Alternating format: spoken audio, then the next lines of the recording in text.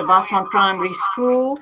The school children there are holding a pro-Palestinian picket this morning to make the people aware of the plight of the Palestinian situation. Unfortunately, due to technical problems, we were unable to connect up with them, but we will do so right after the next interview, inshallah. We're now crossing over to Gaza, and we're going to be talking to a Gaza-based journalist and activist, Wafaa, I think it is Aludaini, but we will ask him to tell us how he pronounces his surname.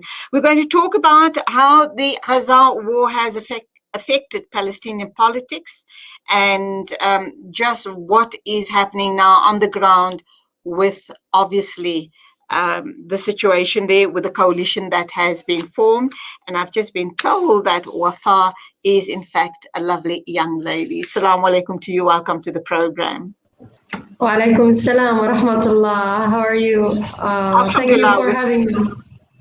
Yeah, thank you for having me. We're pleased to have you on air. How do we say your surname, please? Aludaini. Aludaini. Alhamdulillah. Yeah. Okay, yeah. We've now heard that the Israelis have formed a coalition government. And I'm just wondering how it's impacting on the Palestinian people. Before we get to the coalition government, what is the situation like in Gaza right now as we speak? Yeah, thank you. Well, actually, the situation at the moment in the Gaza Strip, actually, you know that Gaza is now, the people of Gaza are rebuilding their destroyed house, because you know that we have thousands of buildings and thousands of residential buildings got destroyed by the occupation forces, and thousands also got displaced, became homeless after destroying their houses. So the people at the moment are just trying to go normal to their daily life, and start rebuilding their destroyed houses. And those who lost their livelihood, I mean, those who lost their shops or their centers or their offices, they are just trying to go normal and, rebuild what the occupation destroyed at the moment. And we can say that maybe like so many will ask about the people of Gaza and how they act at the moment, that maybe because there is so much destruction, and we over than 250 got massacred by the occupation forces. Half of them or more, most of them are just children and women, and they were just slaughtered while they are in their homes. Maybe they will think that the people of Gaza are devastated or something, but indeed the people of Gaza are just they are just steadfastness, and whenever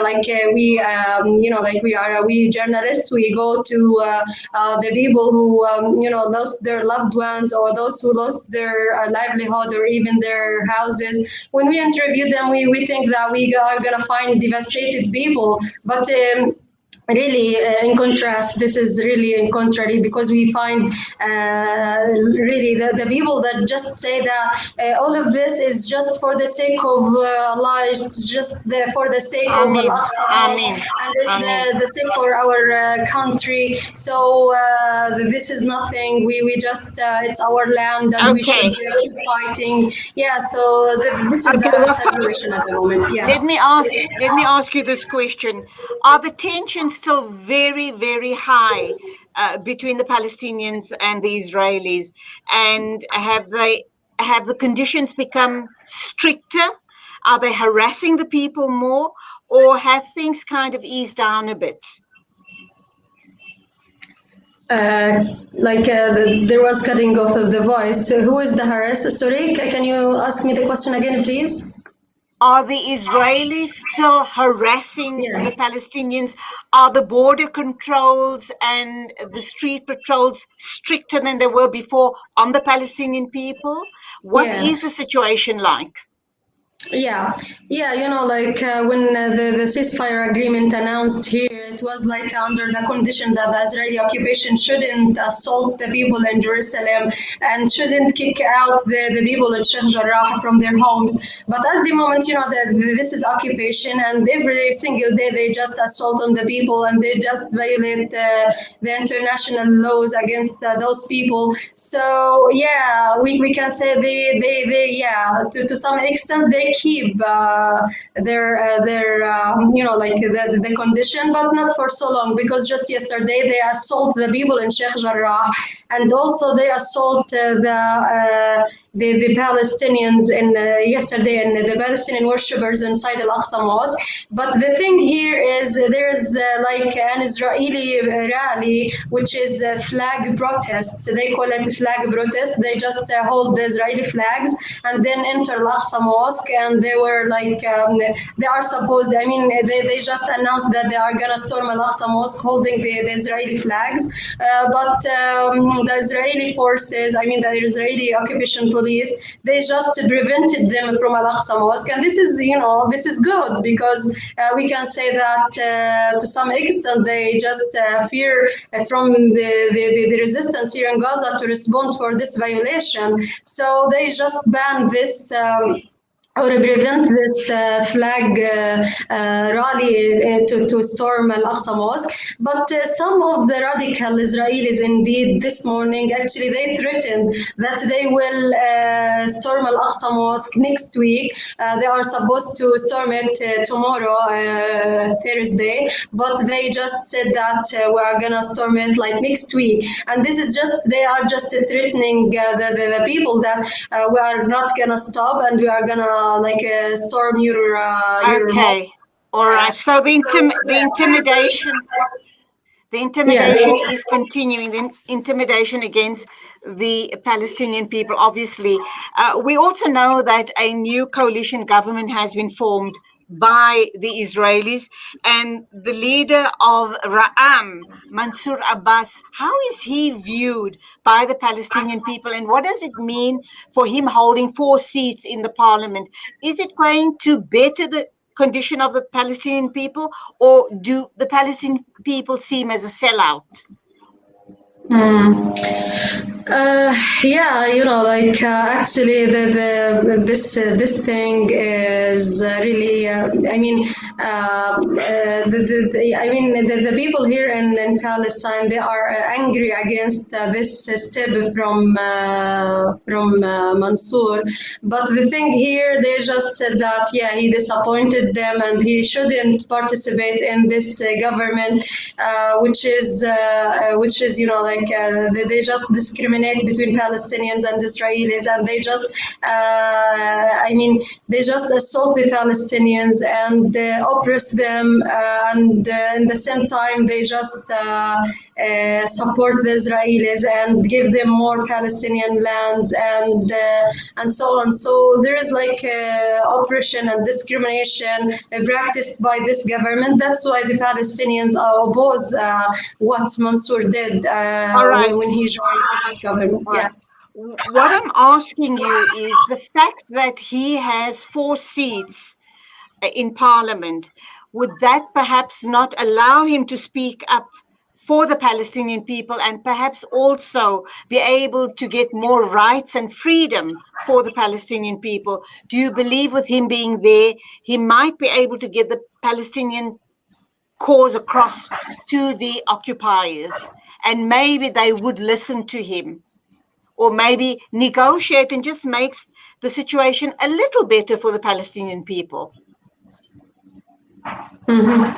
Yeah, just let me tell you, it's not a new thing actually to have Palestinians from the 1948 territories, or what they call it, Israel.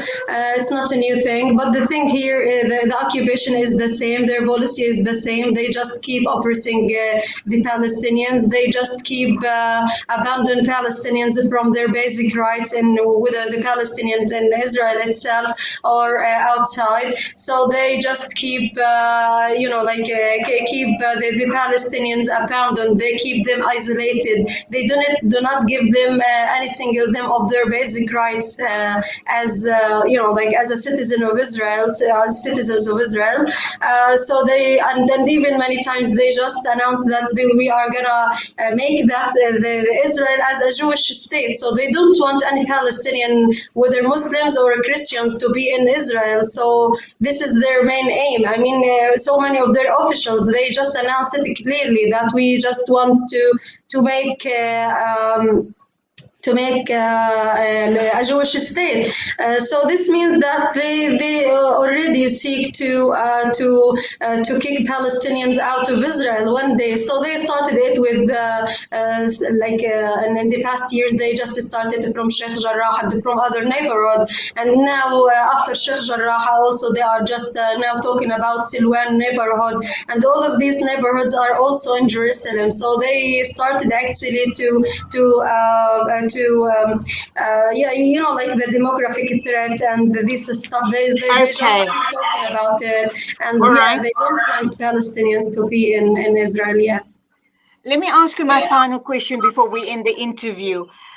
Are you saying that with Mansour Abbas of the Ra'am party is just window dressing? Whether you have him there or not, it's not going to change the situation of the Palestinian people? Yeah, we do believe that he will not change anything, and the policy is the same. I mean, it's not about him, it's about the Israelis themselves. Actually, they don't believe that Palestinians have the right to exist even in whether in Palestine or in Israel. So this is the point. So we are really sure that he will not change anything, because those people are just occupiers, and they occupied our land and they came to this land illegally. So how come that those people will allow this man to change anything of their policy? Absolutely. So yeah. Okay, Yeah. that's where we leave it. Thank you indeed.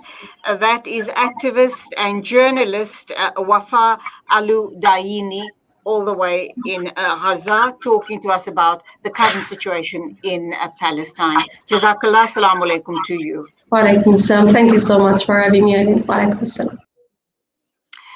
8:47 exactly. When we get back, we will be talking with Imtiaz Sayed, the chairperson of eThekwini Secure.